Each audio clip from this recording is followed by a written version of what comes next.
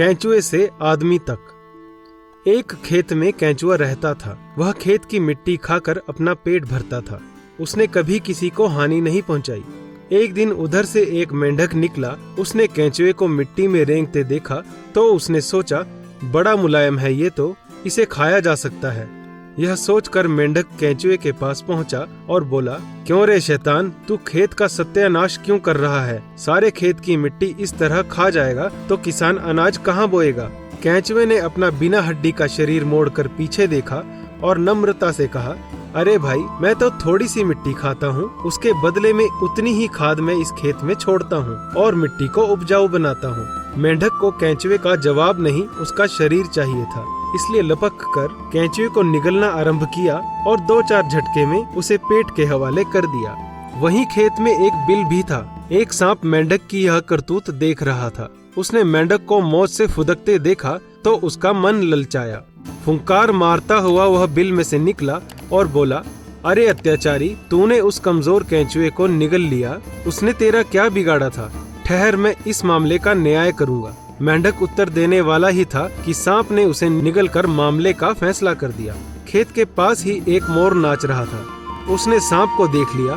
सांप बिल में घुसने ही वाला था कि मोर ने उसे रोक लिया। जाते कहाँ हो? बेचारे मेंढक को क्यों निगल लिया? क्या यही तुम्हारा न्याय है? वह बरसात में सुंदर लय में टेर लाकर हम सब का मन बहलाता था, तुमने उसे ही खा लिया। ये कहकर मोर ने सांप पर चोंच से वार कर उसे अधमरा कर दिया और धीरे धीरे उसे निगल गया।